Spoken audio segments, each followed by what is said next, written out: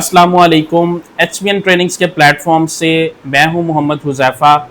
आज की इस वीडियो के अंदर हम ये बात करने जा रहे हैं कि किस तरह आप ऑनलाइन अर्निंग कर सकते हैं या ऑनलाइन अर्निंग करने के लिए हमारे पास क्या रोड मैप मौजूद है। चाहे आप स्टूडेंट हैं, चाहे आप जॉब होल्डर हैं, या अपना बिजनेस कर रहे हैं, या आप हाउस वाइफ हैं। अगर आप अपना ऑनलाइन काम करना चाहते हैं, आप घर बैठ के ऑनलाइन कमाना चाहते हैं या चाहती हैं, तो आपके पास क्या रोड मैप है, क्या तरीका कार है जिसको हम फॉलो कर कर ऑनलाइन अर्निंग कर सकते हैं और हम डॉलर्स में अर्निंग कर सकते हैं। तो ऐसा क्या तरीका कार है, क्या रोड मैप है। आप में से कई लोग ऐसे होंगे जो फर्स्ट टाइम ऑनलाइन अर्निंग की तरफ आना चाह रहे हैं, डिफरेंट स्किल्स सीख के ऑनलाइन उनको सेल करना चाह रहे हैं। और कुछ ऐसे लोग होंगे जो काफ़ी टाइम से कोशिश कर रहे हैं, काफ़ी उन्होंने कोर्सेज भी लिए, वो यूट्यूब पे भी सीख रहे हैं, वो डिफरेंट इंस्टीट्यूट्स में भी कोर्सेज में इनरोल्ड हैं, लेकिन वो ऑनलाइन अर्न नहीं कर पा रहे। तो इसकी आज हम इस वीडियो के अंदर रीज़न फाइंड आउट करने जा रहे हैं कि ऐसी क्या वजूहात हैं जिनकी बिना पर हम ऑनलाइन अर्निंग नहीं कर पाते, या हम इंटरनेशनल क्लाइंट्स हंट नहीं कर पाते, हम डॉलर्स में अर्निंग नहीं कर पाते। जो हमारा आज का इस पूरी वीडियो का जो पर्पज़ है वो यही है कि आपको एक पूरा रोड मैप दिया जाए कि as a student, as a job holder, as a business owner आप किस तरह से अपने बिजनेस को ऑनलाइन ले आएँ, या आप अपनी कोई ऐसी स्किल सीख लें जिससे आपका जो फ्यूचर है वो बेहतरी की तरफ जाए। तो ऑनलाइन अर्निंग का जो रोड मैप है उसमें जो सबसे पहला स्टेप है, जो पहला फेज़ है उसका, वो ये है कि आपको राइट स्किल को चूज़ करना है। आपने एक ऐसी स्किल का इंतखाब करना है जो आपके मिजाज के मुताबिक भी हो और जिसके लिए आपके पास इनफ टाइम भी मौजूद हो। तो अब आपको ज़हन में ये सवाल आएगा कि कौन सी ऐसी स्किल्स हैं जिन्हें हम सीख कर ऑनलाइन अर्निंग कर सकते हैं। आपको उन स्किल्स की तरफ नहीं जाना जो आप दूसरों को देख रहे हैं कि फ़लाँ बंदा डिजिटल मार्केटिंग से इतना कमा रहा है, फ़लाँ बंदा यूट्यूब ऑटोमेशन से इतना कमा रहा है, फ़लाँ बंदा वेबसाइट डिज़ाइनिंग से इतना कमा रहा है। जब आप इस चक्कर में पड़ेंगे तो आपको नज़र आएगा तकरीबन हर फील्ड में ही कोई ना कोई ऐसी एग्जाम्पल मौजूद है जो उस फील्ड के अंदर लाखों नहीं बल्कि करोड़ों में अर्निंग कर रहा है उस एक स्किल को सीख कर। अगर आप इस रोड मैप को फॉलो करेंगे कि फ़लाँ बंदा इतना कमा रहा है या फ़लाँ बंदे ने बोला था ये स्किल सीख लो, तो आप कामयाब नहीं हो पाएंगे, क्योंकि वो स्किल जो है ना तो वो आपके मिजाज के मुताबिक होगी, ना आप उसमें लॉन्ग टर्म काम कर पाएंगे, और ना ही वो आपके लिए सूटेबल स्किल साबित हो सकती है। कई केसेस में हो भी जाती है, लेकिन मोस्ट ऑफ़ द केसेस हमने ये देखा है कि आपको दुरुस्त स्किल्स के इंतखाब में भी एक टाइम पीरियड लगाना पड़ता है।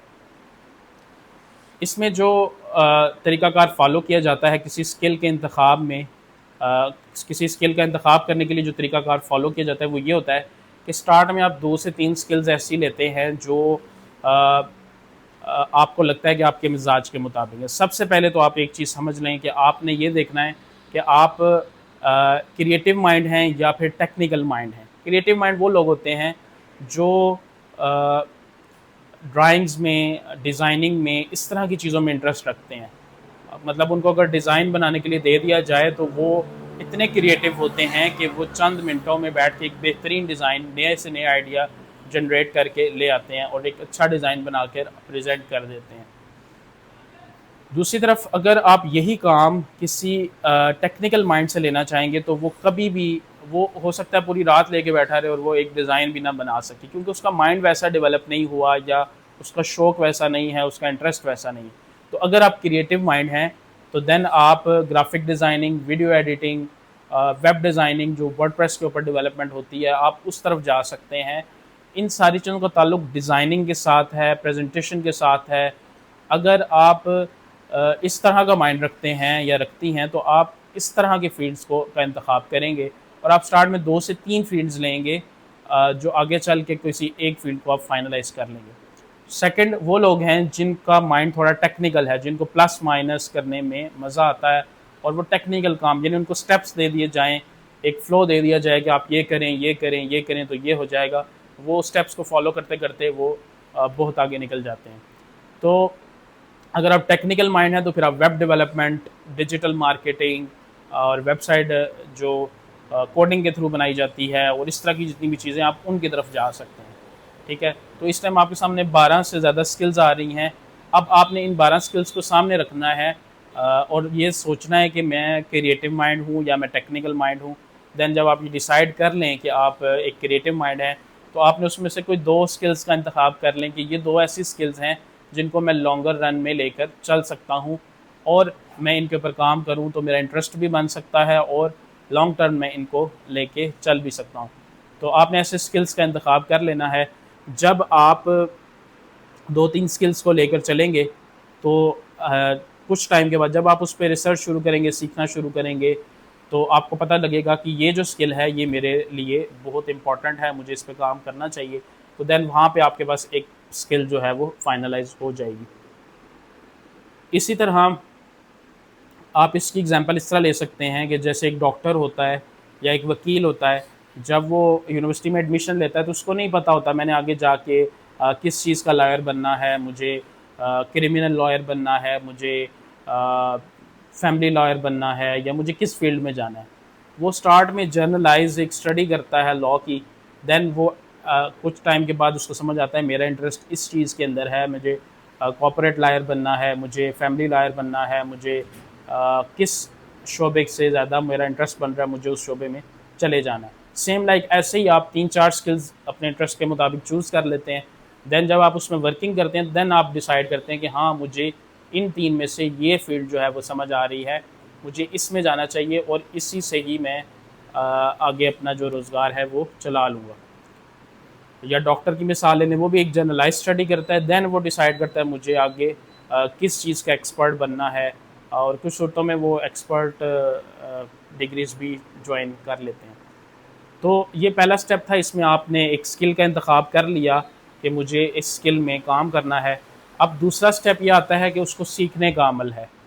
सीखने में आपके पास जो सबसे पहले तो यूट्यूब मौजूद है, हमारा चैनल आपके सामने है, उसके ऊपर 50 से ज़्यादा स्किल्स आप सीख सकते हैं।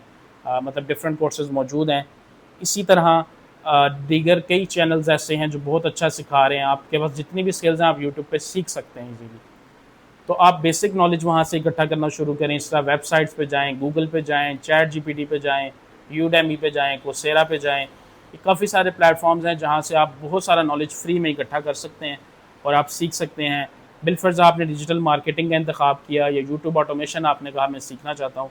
अब यूट्यूब ऑटोमेशन पे आपने दूसरे स्टेप के अंदर रिसर्च शुरू कर देनी है कि यूट्यूब ऑटोमेशन क्या होती है, किस तरह काम करती है, इसमें क्या स्टेप्स हैं और क्या इसमें अर्निंग पोटेंशियल है वगैरह वगैरह। तो अब आपने बेसिक नॉलेज वहाँ से इकट्ठा करना है। उसके अलावा आपके पास पेड कोर्सेज़ का ऑप्शन होता है, जिसमें हमारा जो इदारा है स्पिन ट्रेनिंग्स, वो भी आपको फिज़िकल और ऑनलाइन ट्रेनिंग्स प्रोवाइड कर रहा है। ठीक है, तो आप किसी का अब जब पेड कोर्स ज्वाइन करते हैं उसका पर्पज़ होता है कि आप एक रूटीन में आ जाएं, आप एक मेंटोरशिप में आ जाएं और आप चीज़ों को जल्दी सीख जाएं और अपना टाइम सेव कर लें, एक स्ट्रक्चर्ड वे में चीज़ सीख लें, जो कल आपने खुद गलतियां करनी हैं वो आपको पहले बता दी जाएं। ठीक है, और मार्केट ट्रेंड्स का आपको फौरी आइडिया हो जाए। तो दूसरा मरहला ये होता है, इसमें आप चाहें तो पेड कोर्स ज्वाइन करें, लेकिन उससे पहले आप बेसिक नॉलेज जो है वो यूट्यूब से इकट्ठा कर लें, आप इंटरनेट से इकट्ठा कर लें। फिर भी अगर आपको लगे कि मुझे प्रॉपर किसी की मेंटोरशिप में जाना चाहिए, दैन आप पेड कोर्स ज्वाइन करें। तो ये दूसरा स्टेप हो गया।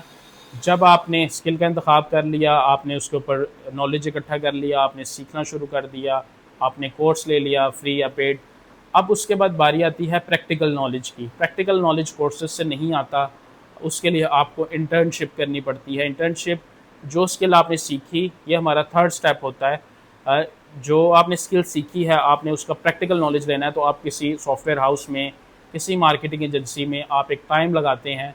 2 माह का भी हो सकता है, वो 3 माह का भी हो सकता है, वो मैक्सिमम 6 माह तक भी जा सकता है, लेकिन ओवरऑल 2 माह की इंटर्नशिप जो है वो तमाम कंपनीज ऑफ़र करती हैं, वो भी हमारे यहाँ हमारे इस इदारे में करवाई जाती हैं। तो आपको इंटर्नशिप करनी है, ये हमारा तीसरा स्टेप है। इंटर्नशिप यानी कि आप प्रैक्टिकल नॉलेज ले रहे होते हैं किसी एक्सपर्ट के साथ बैठ के, जो ऑलरेडी फील्ड के अंदर काम कर रहे हैं।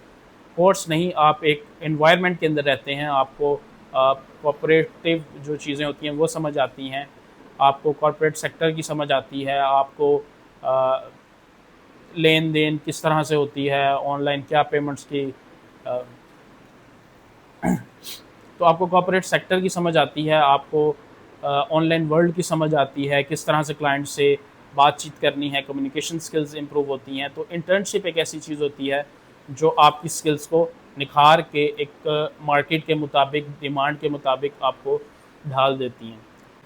जब आप इंटर्नशिप भी कर लेते हैं तो उसके बाद आप जो है वो कहीं पे जॉब अप्लाई कर सकते हैं। आप चाहें तो हमारे पास भी कर सकते हैं और किसी भी कंपनी में जॉब अप्लाई कर सकते हैं।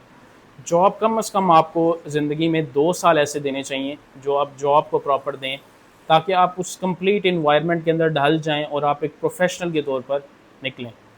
तो कोर्स आपने कर लिया, आपने 2 माह कोर्स पे लगा दिए, 2 माह इंटर्नशिप पे लगा दिए।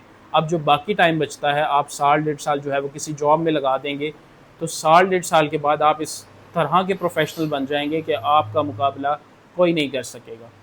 अब 2 साल, ये जो आपने 2 साल ज़िंदगी में लगाए हैं, इसका मुकाबला करने के लिए कोई भी आपके सामने आ जाए, आप उसका इजीली मुकाबला कर सकेंगे। आपके कंपेटिटर के पास इतना नॉलेज नहीं होगा कि वो आपके लेवल पे काम कर सके। तो अब जब आप प्रोफेशनल बन जाएंगे, देन आप किसी बिज़नेस को स्टार्ट कर सकते हैं। आप चाहें तो अपनी मार्केटिंग एजेंसी स्टार्ट कर लें, आप अपना सॉफ्टवेयर हाउस स्टार्ट कर लें। तो फिर आप जो है वो आगे लोगों को हायर करें और अपने बिज़नेस को इंक्रीज़ करते जाएं। तो ये बेसिक से स्टेप्स थे। सबसे पहले आपने राइट स्किल को चूज़ करना है, देन आपने उस पर कोर्स लेना है, देन उसके बाद इंटर्नशिप करनी है, उसके बाद आपने जॉब करनी है और फिर अपने बिज़नेस की तरफ आना है। ये पूरा एक रोड मैप है। आप चाहें तो स्किल सीख के भी बिज़नेस शुरू कर सकते हैं। कुछ भी हो सकता है, लेकिन एक जो प्रॉपर रोड मैप है वो यही है। अगर आप इसको फॉलो कर लेते हैं तो लाइफ टाइम आप एक अच्छी स्किल के साथ एक मार्केट के अंदर एक अपनी बेहतरीन जगह बना सकते हैं। तो अगर आप ये सारा कुछ सीखना चाहते हैं, आप इस रोड मैप को फॉलो करना चाहते हैं, तो आप H1 ट्रेनिंग्स को भी ज्वाइन कर सकते हैं। यहाँ पर आपको स्टेप बाय स्टेप हर चीज़ में गाइड किया जाएगा कि आपने स्किल का इंतखाब कैसे करना है, आपने कोर्सेज़ कहाँ से लेने हैं, इसके बाद इंटर्नशिप कैसे है और बाकी जितनी भी चीज़ें हमने डिस्कस की। तो ये एक रोड मैप है जो मैंने पिछले 5 साल के अंदर सीखा है, तो मैंने सोचा आपसे शेयर कर दिया जाए। ये वीडियो काफ़ी लंबी हो गई होगी, लेकिन अगर आप ऑनलाइन अर्निंग की तरफ आना चाह रहे हैं तो आप इस वीडियो को ख़ुद भी देखें, अपने दोस्तों को भी रिकमेंड करें और जो जो ऑनलाइन अर्निंग सीखना चाहता है उसको ये शेयर करें। इंशाल्लाह ये बहुत फ़ायदेमंद होगी। और मज़ीद अगर आपका कोई सवाल हो, कोई चीज़ आप डिस्कस करना चाह रहे हैं, तो आप हमारा इंस्टीट्यूट भी विज़िट कर सकते हैं। और अगर आप रब्ता करना चाह रहे हैं तो नंबर भी आपके सामने शो हो रहा होगा। तो अपना बहुत सा ख्याल रखिएगा। अगली वीडियो में मिलते हैं। अल्लाह हाफ़िज़।